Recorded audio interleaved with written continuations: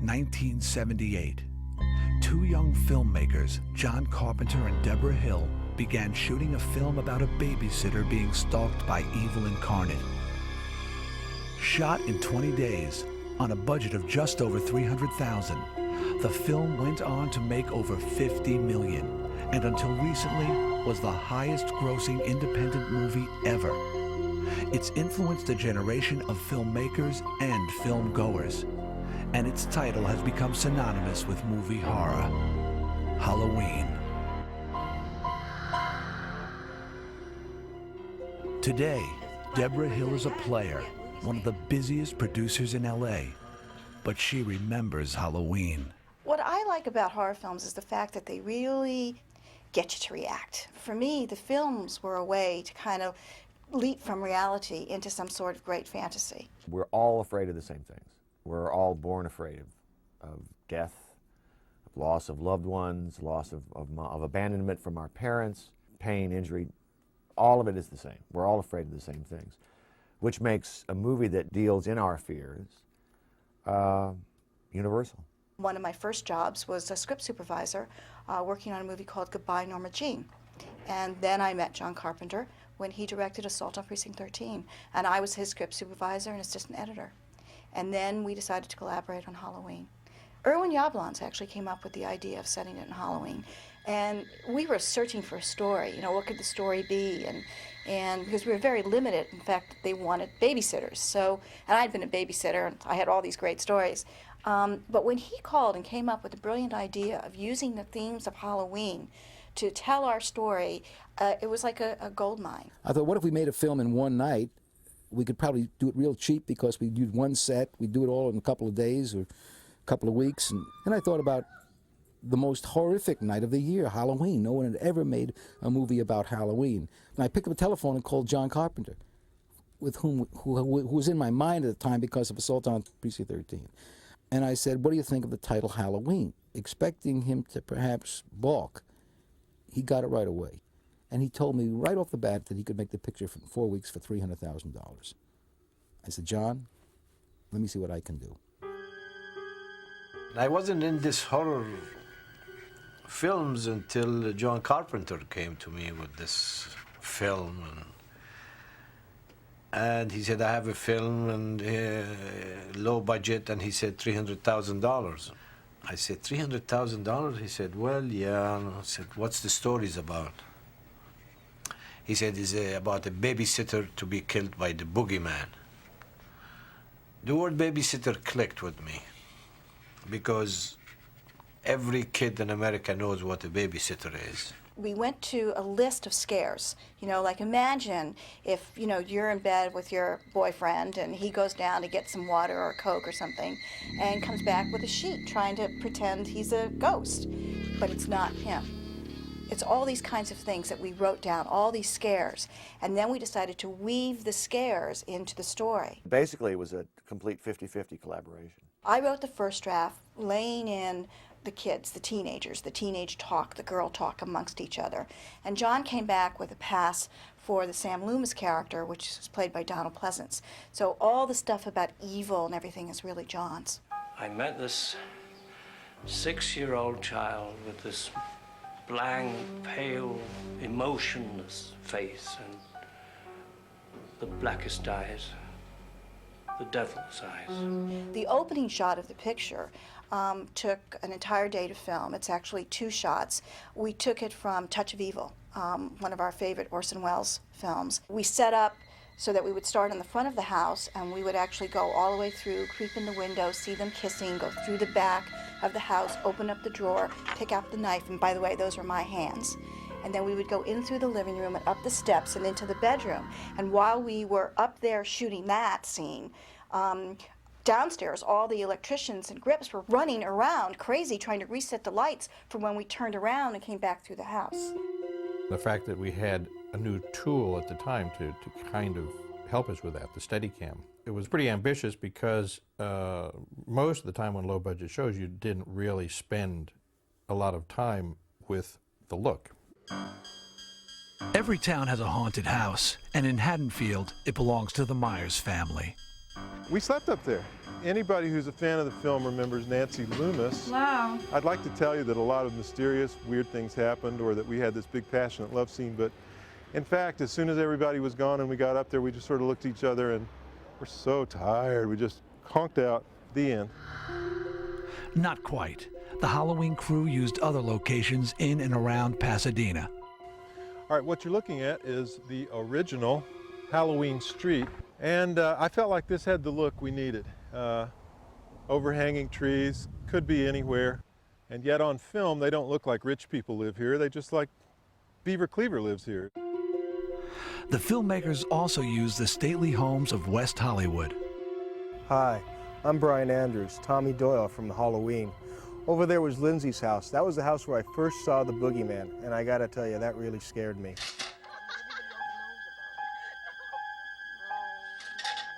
Over here, we have the Doyle house. I'd like to apologize to everyone for taking so long to get to the door and leaving poor Jamie Lee Curtis stranded out there, possibly in fear for her life. A lot of Halloween's success was due to the creative partnership between its director and cinematographer. Get upstairs. What is it? All right, upstairs. Get Lindsay. Lock the bedroom door. Do as I say. Hurry! Dean and I sat down and watched Chinatown. There is a real creepy feeling to Chinatown in the way it's shot. It's beautiful, it's sunlit, it's California, but on the other hand, there's something really off about it. As we talked about this being a small town, that's something strange here. He did a whole lot of blue backlight, okay? Creepy lighting, and it was really effective. It became a kind of cliche after he used it. Jamie Lee has been chased in the house, and she's hiding in the corner, and the shape, as we called him, gradually sort of materializes in the shadows behind her. Using a light on a dimmer, I brought it up so that it just barely began to expose the white face of the shape, the killer, hiding in the background there. I always remembered John Carpenter and Deborah Hill seemed always, very preoccupied with getting everything perfect. They seemed like the ultimate, incredible, down-home filmmakers because they had hands on everything. And John Carpenter just seemed like a genius to me because he really knew so much about what he wanted from every single second of the film. Veteran actor Donald Pleasance came in for 5 shooting days to portray the shape's nemesis, Dr. Sam Loomis. Donald Pleasance was just an amazing actor. He's the kind of guy who just knew the character. We only had 5 days with him. He was just really great. He gave 150%. And he was like the elder on the set. Those days, kids making movies was rare. And so I think he was just astonished at our ages and the excitement and the freshness that we brought to the process. John and Deborah called me one day and said to me that they were all set on offering Christopher Lee the part of Dr. Loomis. I said, what do you want to do, make another Hammer movie? Christopher Lee turned us down, Peter Cushing turned us down, and Donald agreed to my shock. And we sat down to have lunch, and he says, I don't understand this script. I don't like this script. I don't know who my character is. The only reason I'm doing this is because my daughter thought your first movie was cool. So tell me why I'm doing this. I'm scared to death. Oh, my God. And I only realized later when we became friends that what Donald likes to do is he wants to find out how much you want to do the movie. He wants to find out how passionate I am, you are, as the director. And so that's his little trick. Donald, his action is he runs and he shoots the shape, blows him out of a window. On the set, I was shooting his reaction. So he says, I can play this. What do you want me to do? I can play this 2 ways. I can play this, oh my God, he's gone, or I knew this would happen. I thought, boy, that's interesting. I don't know. Can you do it both ways for me? And clearly he knew what he should have done. He knew how he should have played it ahead of time, which I knew this would happen. Because, oh my God, he's gone was way too much. But I realized that Donald actually gave me the choice, you see. He left the decision in my hands, which is, the mark of a great actor. While Halloween was Pleasance's 108th film or TV appearance, it was his co-star's first movie role. I remember that the first day we shot, I remember exactly what we shot, and I remember going home and thinking I was going to be fired. I just thought I sucked, and that, you know. And I remember being at home and my roommate said, "Jamie, the phone's for you, it's John Carpenter," and I thought, oh man, this is it. And he called to say how happy he was with the day's work, and I just thought that was great. It's never happened to me again. We saw a lot of girls to play the Laurie Strode character, and Jamie was just so vulnerable and so real and so fresh. So she really didn't come with sort of the acting chops that most of the young girls were portraying at the time. She just was real and fresh, and she so wanted the role. And Deborah came up with the idea of Jamie. Jamie was in this little TV show, I think. She was under contract at Universal. And Deborah thought it'd be a great idea to cast her, plus the fact that she was Janet Leigh's daughter, which kind of connected back to Psycho. So I have to give Deborah all the credit in the world for that. And the fact that we had named the Donald Pleasance character after Sam Loomis, who was, you know, her boyfriend in Psycho. For those reasons, Jamie got the part. I remember the feeling about it more than anything. It wasn't like something happened on the set. You know, we're working hard. Everybody was very young. We were shooting in an incredibly fast pace.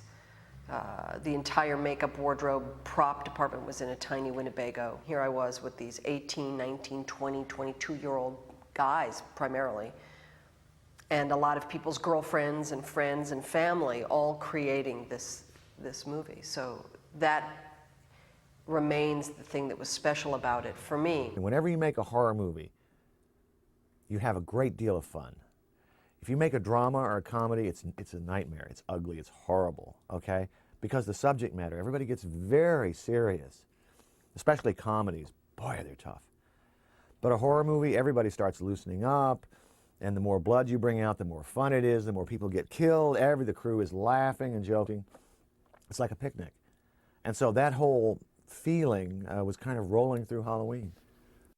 Halloween's villain was more than just a killer. It was a supernatural hurricane. What I thought about doing was not giving the antagonist, Michael Myers, really much of a backstory, but kind of kicking him up into a legendary kind of situation where he's much more like an element of nature. Because I thought that would be more frightening rather than personifying, make him almost a force. So then the mask, which ties in with Halloween, would blank out his human features for most of the film, making him then just some sort of force of evil that is irrational, unstoppable. But the shape had to be more than just some guy in a fright mask. Nick Castle had been a schoolmate of John's at USC. Nick had a wife and I believe 2 babies. I know there was at least one, it may have been 2. And they came by every day at lunch, and you know, here's this guy with this oversuit on, and you know, the mask was just always lying next to him. He'd put it on and go do the work. His portrayal of Shape, now remember, the Shape has no lines in the movie, none whatsoever. It's just sort of a, you know, a mask, and it's a presence that we wanted. On Halloween 2, we had a stuntman play the role, and even though he studied the Nick Castle kind of feeling, he could never quite get it. I think they're trying to make it more important than it really is. I actually just walked. John actually did say something, you know, I like the way you walk. I think it'll be good. Now, maybe John thinks of me as a serial killer. I don't know. I remember I'm about to walk across the street in the first shot, and I realize he has not told me anything about what I'm supposed to do as this character. So I came up to him and basically asked him, what's my motivation, you know, as the Shape walking across. How do you want me to walk? You know, how do you want me to, am I supposed to be this or that? And he said, Nick, just walk. Nick was suggesting all sorts of attributes that he could play to this character, thinking, okay, is he really a psychopath? Is he really crazy? Is he somebody who's insane? Does he have any of the kind of schizophrenic movements that we kind of associate with mental illness? And I just told him to be simple with it. Basically, when he's watching something or someone, stand still, just move very gracefully, because Nick can do that. Make this killer almost a blank slate that we can project everything into and make it much more horrifying. I am actually in this movie without the mask on. early on when the Michael Myers escapes from the hospital, he jumps on a car, right, and he smashes the car window. It was raining that night. It was supposed to be raining that night, and it was very cold that night. And all I had on was my underwear and this hospital gown. And I didn't know it was supposed to rain. This is 3 in the morning, you know, maybe 40-something degrees. And all of a sudden, someone yells, Dean Cundy, that little rat, probably yelled, "Turn on the hoses." And they turned on the hoses. You know, they didn't bother to warm up the water or anything like that. And I remember the feeling of ice-cold water hitting my body through the hospital gown. And then they had to do take after take. And I'm sure there was no film on the camera. I'm sure the first take was perfect, and they were just doing it to torture me.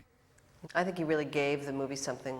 I think there's little moments that he does in the movie that are really special that, you know, take it away from being just some sort of thug in a suit. He really kind of, at one point, he tips his head and kind of looks at his handiwork. And I remember when I stabbed the kid up against the refrigerator or something, boom, you know, stabbed the kid, and I remember that direction.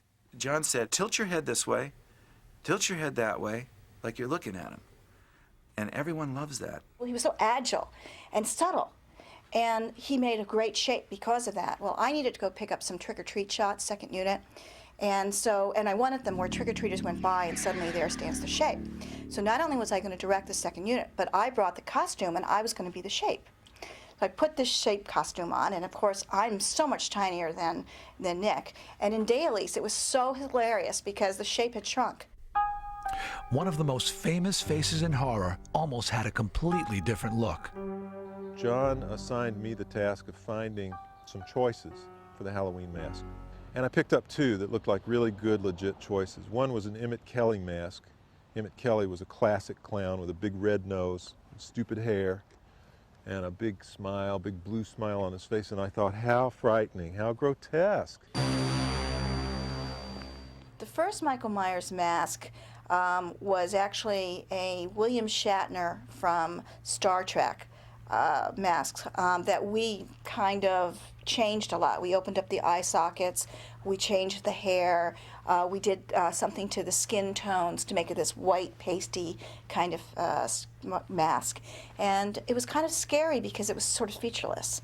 And that's what we're going for. And first it was the Emmett Kelly mask, and he came out of the bathroom wearing it, and everyone agreed it was pretty eerie. It was strange. It was weird, made you uncomfortable, and you knew that was a scary situation. Went back, came out with the other mask, and a cold chill ran up everybody's spine. It was so scary looking. It was so demented, it was so sick that we knew we had it. I wasn't impressed with the mask at first. I thought the mask was fake. I thought it was phony. I didn't like it. I thought the mask wouldn't work, but I was wrong. For the only time in the series, Michael's face is revealed for a split second on camera. For that one shot, we brought in an actor, imported, you know, a guy who hadn't been part of it, and did the reveal to, as I remember, he was sort of a blonde, you know, nondescript sort of face, almost sort of the other side of the Captain Kirk mask was, you know, a nondescript face. But this kid had a youngish looking face, okay. And I don't even remember who he is now. But what he had to do was take the mask off and react. I think he'd been stabbed or something in the face. And people read into that, his face, much more horror than is there. It really isn't much to it. It's just a kid.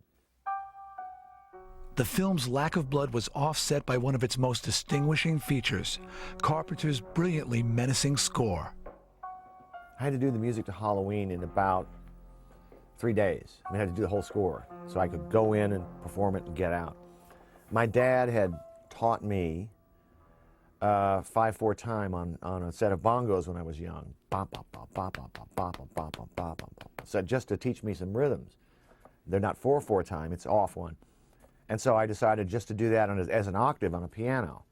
I've never seen a movie completely transform. I learned a great lesson about the power of music and sound effects and sound on that picture. I know it's true of every picture, but in this film, it made a quantum leap. There's no way to describe the difference between. In fact, if you want to explain it to yourself, try watching the movie one time with the sound off. And later on, by the way, when I watched this picture with audiences, and I watched it many, many times, I used to see young people at the most horrific times in the film watch the screen, but clamp their hands over the ears. And I never understood that. I asked my son about that one day. He said, that's what we all do, he said, because the sound is too scary. When the film was finished, no one expected what happened next. The first theatrical engagement of Halloween was in Kansas City in 4 theaters. And we had a very modest campaign.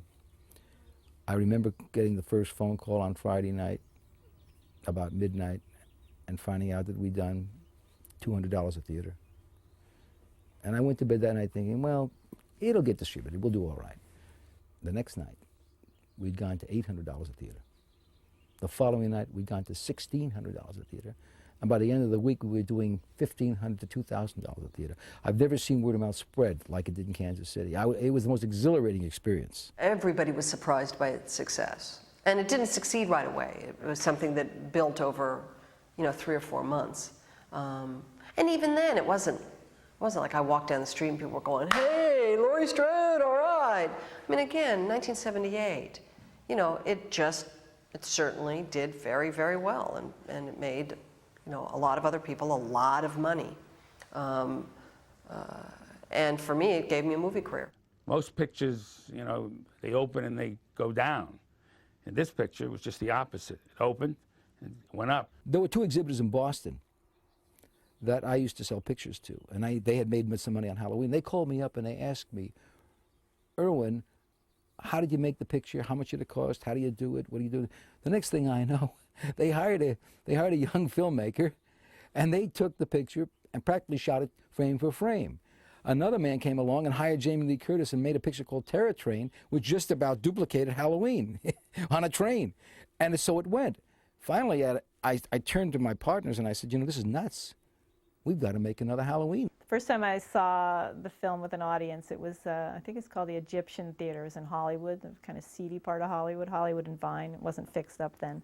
And I was with Dennis and sitting in like 3rd or 4th row and just wanted to see it with a regular kind of audience.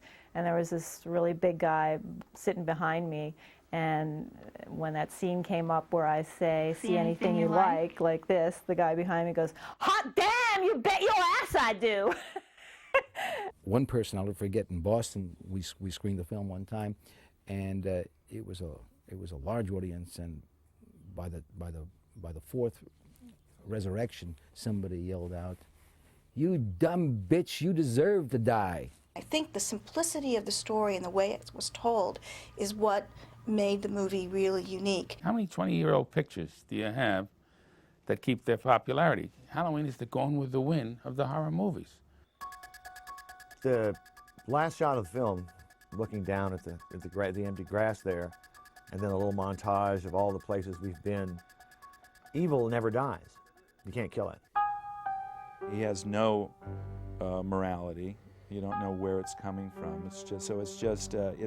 It's your deepest, darkest fear. Sadly, Michael Myers passed away this week, the real Michael Myers. He was the distributor in London who had distributed Assault on Precinct 13. He was very sweet and dear, and he was confused. He said, what do you see about my personality? Why did you do this? But I told him that it was a tribute, because he basically started my career. He may be the only mass murderer who's on a first-name basis with movie audiences around the world. I couldn't believe the fans that are really so addicted to these Halloweens. They know so much about it, more than I do, as far as details and the family relationship in the story and the cast and the costumes, and they want to know who is playing Michael Myers, the one next. I get letters from people that still, that what they say is, Mr. Castle, we love your work, we love your direction on The Last Starfighter. Boy, Major Payne was really funny. Can you sign this picture of the shape, please? I get at least 4 or 5 letters a week, and Carrie, Halloween, Stripes, Rock and Roll High School, but they always talk about Halloween. I wear my Halloween pin with great pride. You know, I tried very hard through 22 now years of making movies to always hold up Halloween and say, you know, A, it was the best experience I ever had. It was by far, up until True Lies, the best part I ever had. You know, I tried to point out the irony that in those exploitation movies, I was intelligent, forthright, fought back against adversity, and was the lead in those movies for that role. Halloween redefined the horror film and opened the doors for 2 decades worth of imitators. But none have had the impact or the nail-biting effectiveness of Michael Myers, because real terror stands the test of time. You know, in every script they want to kill him, they want to destroy him. I tell them, wait a minute, Michael Myers, I love this guy. Because I was on some tour for something, and they showed it to a bunch of college kids. I've never heard anything like it. The place was going nuts. It was apeshit. And I'm outside the door thinking, this is fantastic. How great. It made it all worthwhile. That was what they were supposed to do, scream their lungs out.